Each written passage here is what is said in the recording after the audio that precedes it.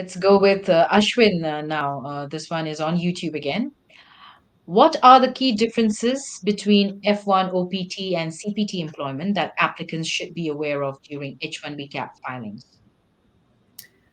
Um, Not much. Let me see. So, if you're on an F1 and if you file for a change of status to a H1, you continue to remain in your F1 status until your H1 gets approved, and you Mhm. have to continue to maintain your status until your H1B gets approved or October 1st, whichever is later, because that's the start date for CAP filings. You were filing in advance, but you can only have a start date of October 1st or later. So you have to maintain status. If you're not able to, then you have to see if you are under the cap gap rule. Cap gap rule is basically says that um, if you were in status as of the time of filing your H1, then you continue to be in status until October 1st.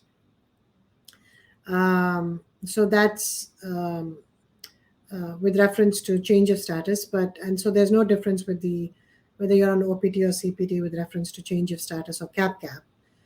But there could be one difference, which is maintenance of status. So when you're filing a change of status, the USCIS will ask whether you maintain status or not.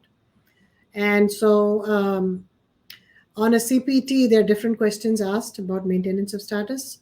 The type of Mhm. documents asked are different. And for an OPT, the type of documents that are asked are different. On an OPT, they want to make sure that you're working in the field that you did your master's or bachelor's in. And they want to also make sure that you worked in OPT, whether it be STEM OPT or post completion OPT, that you met the requirements of the OPT, that you worked for the minimum period of time, and if it was STEM, that you worked uh, for money, and if it is non STEM, that you at least worked as a non paid intern.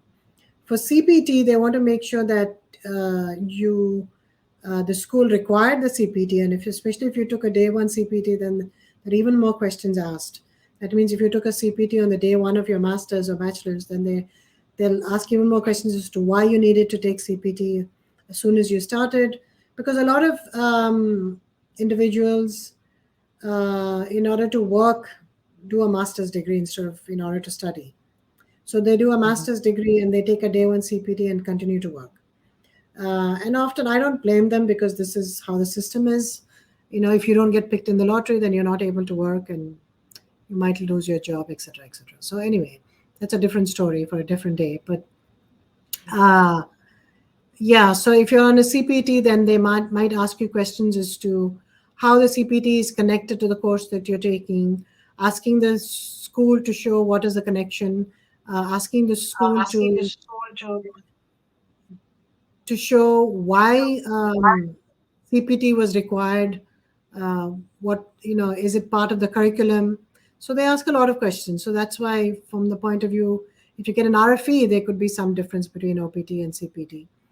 Also, if you've used CPT um, for a year, then it could be that you will not be eligible for that 1 year of OPT.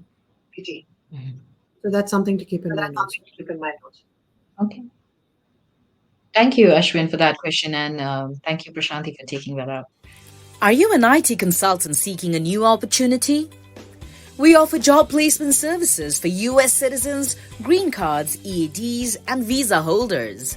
We also sponsor various work visas like H-1B, E3, TN, and green cards. 20 plus years of experience in the industry. Exceptional employee benefits. Highly rated by our employees. Global presence with 200 plus recruiters and direct clients. Connect with us. Call us on the number 833-412-8472 or mail us at support@higheritpeople.com or visit our website www.higheritpeople.com.